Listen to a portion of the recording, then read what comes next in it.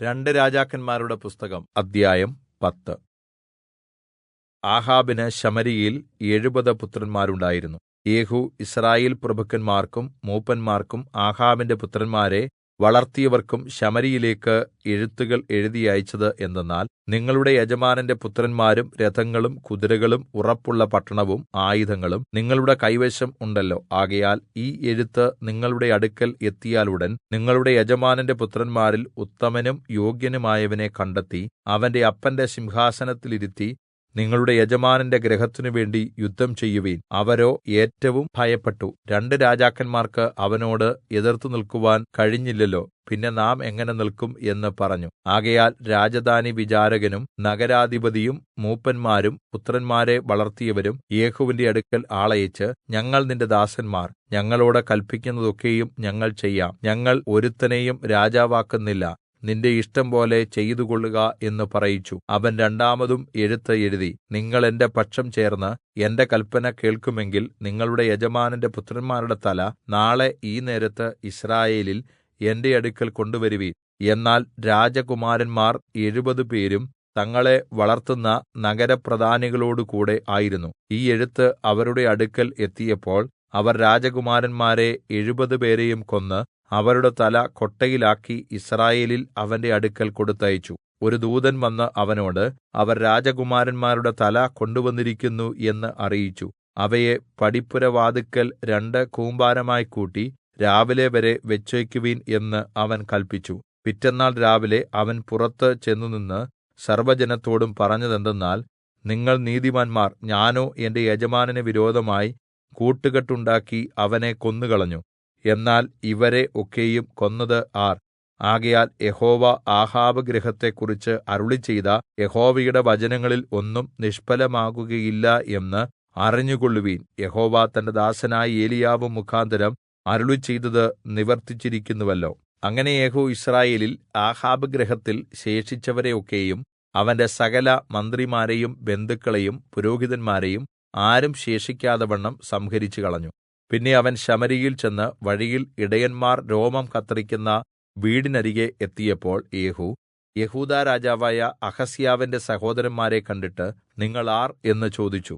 ഞങ്ങൾ അഹസ്യാവിന്റെ സഹോദരന്മാർ, രാജാവിന്റെയും രാജ്ഞിയുടെയും മക്കളെ വന്ദനം ചെയ്യുവാൻ പോകുകയാകുന്നു എന്ന് അവർ പറഞ്ഞു. അപ്പോൾ അവൻ അവരെ ജീവനോടെ പിടിക്കുവിൻ എന്ന് കല്പിച്ചു. അവർ അവരെ ജീവനോടെ പിടിച്ചു. അവരെ 42 പേരെയും രോമം കത്രിക്കുന്ന വീടിന്റെ കളത്തിൽ വെച്ച് കൊന്നു. അവരിൽ ഒരുത്തനെയും ശേഷിപ്പിച്ചില്ല.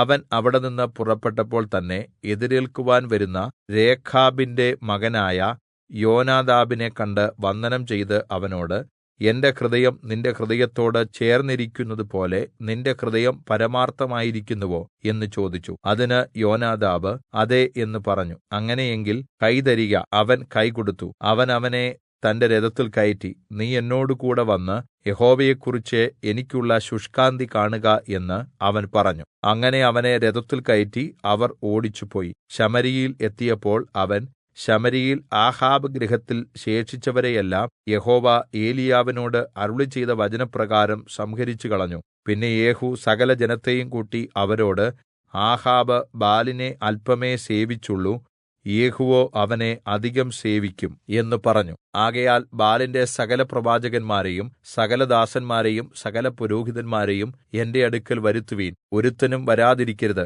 ഞാൻ ബാലിന് ഒരു മഹായാഗം കഴിക്കുവാൻ പോകുന്നു. വരാത്തവർ ആരും ജീവനോടെ ഇരിക്കുകയില്ല എന്ന് കല്പിച്ചു. എന്നാൽ ബാലിന്റെ ആരാധനക്കാരെ നശിപ്പിക്കത്തക്കവണ്ണം യേഹൂ ഈ ഉപായം പ്രയോഗിച്ചു. ബാലിന് ഒരു വിശുദ്ധ സഭായോഗം വിളംബരം ചെയ്യുവീൻ എന്ന് യേഹൂ കല്പിച്ചു. അവർ അങ്ങനെ വിളംബരം ചെയ്തു. യേഹൂ യിസ്രായേൽ ദേശത്തെല്ലായിടത്തും ആളയച്ചതുകൊണ്ട് ബാലിന്റെ സകല ആരാധകരും വന്നു. ഒരുത്തനും വരാതിരുന്നില്ല. അവർ ബാലിന്റെ ക്ഷേത്രത്തിൽ കൂടി. ബാൽ ക്ഷേത്രം ഒരു അറ്റം മുതൽ മറ്റെ അറ്റം വരെ തിങ്ങി നിറഞ്ഞു. അവൻ വസ്ത്രം സൂക്ഷിക്കുന്നവനോട് ബാലിന്റെ സകല ആരാധനക്കാർക്കും വസ്ത്രം കൊണ്ടുവന്ന് കൊടുക്ക എന്ന് കല്പിച്ചു. അവൻ വസ്ത്രം കൊണ്ടുവന്നു കൊടുത്തു. പിന്നെ യേഹൂവും രേഖാബിന്റെ മകനായ യോനാദാബും ബാലിന്റെ ക്ഷേത്രത്തിൽ കടന്ന് ബാലിന്റെ ആരാധനക്കാരോട്, ബാലിന്റെ ആരാധനക്കാർ അല്ലാതെ യഹോവയുടെ ആരാധനക്കാർ ആരും ഇവിടെ ഇല്ല എന്ന് ഉറപ്പാക്കുവീൻ എന്ന് കല്പിച്ചു. അവർ ഹനനയാഗങ്ങളും ഹോമയാഗങ്ങളും കഴിക്കുവാൻ അകത്ത് ചെന്നശേഷം യേഹൂ പുറത്ത് 80 പേരെ നിർത്തി. ഞാൻ നിങ്ങളുടെ കയ്യിൽ ഏല്പിക്കുന്ന ആളുകളിൽ ഒരുവൻ രക്ഷപെട്ടാൽ നിങ്ങളുടെ ജീവൻ അവന്റെ ജീവന് പകരമായിരിക്കും എന്ന് കല്പിച്ചു. ഹോമയാഗം കഴിച്ച് തീർന്നപ്പോൾ യേഹൂ കാവല്ക്കാരോടും പടനായകന്മാരോടും അകത്ത് കടന്ന് അവരെ കൊല്ലുവിൻ, ഒരുത്തനും പുറത്തു പോകരുത് എന്ന് കല്പിച്ചു. അങ്ങനെ അവർ വാളിന്റെ വായ്ത്തലയാൽ അവരെ കൊന്നു. കാവല്ക്കാരും പടനായകന്മാരും അവരെ പുറത്ത് എറിഞ്ഞുകളഞ്ഞു. ബാൽ ക്ഷേത്രത്തിന്റെ നഗരത്തിൽ ചെന്ന് ബാൽക്ഷേത്രത്തിലെ വിഗ്രഹസ്തംഭങ്ങൾ പുറത്ത് കൊണ്ടുവന്ന് ചുട്ടുകളഞ്ഞു. അവർ ബാൽ സ്തംഭത്തെ തകർത്ത് ബാൽക്ഷേത്രം ഇടിച്ച് അതിനെ വിസർജ്ജന സ്ഥലമാക്കി തീർത്തു. അത് ഇന്നുവരെ അങ്ങനെ ഇരിക്കുന്നു. ഇങ്ങനെ യേഹൂ യിസ്രായേലിൽ നിന്ന് ബാലിനെ നശിപ്പിച്ചുകളഞ്ഞു. എങ്കിലും ബേഥേലിലും ദാനിലും ഉണ്ടായിരുന്ന പൊൻകാളക്കുട്ടികളെക്കൊണ്ട് യിസ്രായേലിനെ പാപം ചെയ്യുമാറാക്കിയ നെബാത്തിന്റെ മകനായ യൊരോബെയാമിന്റെ പാപങ്ങൾ യേഹൂ വിട്ടുമാറിയില്ല. യഹോവ യേഹൂവിനോട്, എനിക്കിഷ്ടമുള്ളത് നീ നന്നായി ചെയ്തതുകൊണ്ടും എന്റെ ഹിതപ്രകാരം ഒക്കെയും ആഹാബ് ഗൃഹത്തോട് ചെയ്തതുകൊണ്ടും നിന്റെ പുത്രന്മാർ യിസ്രായേലിന്റെ രാജാസനത്തിൽ 4 തലമുറവരെ ഇരിക്കും എന്ന് അരുളിച്ചെയ്തു. എങ്കിലും യേഹൂ യിസ്രായേലിന്റെ ദൈവമായ യഹോവയുടെ ന്യായപ്രമാണപ്രകാരം പൂർണ്ണമനസ്സോടുകൂടി നടക്കുന്നതിന് ജാഗ്രത കാണിച്ചില്ല. യിസ്രായേലിനെക്കൊണ്ട് പാപം ചെയ്യിച്ച യൊരോബെയാമിന്റെ പാപങ്ങളെ അവൻ വിട്ടുമാറിയതുമില്ല. ആ കാലത്ത് യഹോവ യിസ്രായേൽ രാജ്യത്തിന്റെ ചില ഭാഗങ്ങൾ മുറിച്ചുകളവാൻ തുടങ്ങി. ഹസായേൽ യിസ്രായേലിന്റെ അതിരുകളിലെല്ലായിടവും അവരെ തോല്പിച്ചു. അവൻ യോർദ്ദാൻ നദിക്ക് കിഴക്ക് ഗാദ്യർ, രൂബേന്യർ, മനശ്ശെയർ എന്നിവരുടെ ദേശമായ ഗിലെയാദ് മുഴുവനും ജയിച്ചടക്കി. അർന്നോൻ തോട്ടിനരികെയുള്ള അരോവേർ മുതൽ ഗിലെയാദും ബാശാനും തന്നെ. യേഹൂവിന്റെ മറ്റ് വൃത്താന്തങ്ങളും അവൻ ചെയ്തതൊക്കെയും അവന്റെ സകല പരാക്രമ പ്രവൃത്തികളും യിസ്രായേൽ രാജാക്കന്മാരുടെ വൃത്താന്തപുസ്തകത്തിൽ എഴുതിയിരിക്കുന്നുവല്ലോ. യേഹൂ തന്റെ പിതാക്കന്മാരെപ്പോലെ നിദ്രപ്രാപിച്ചു.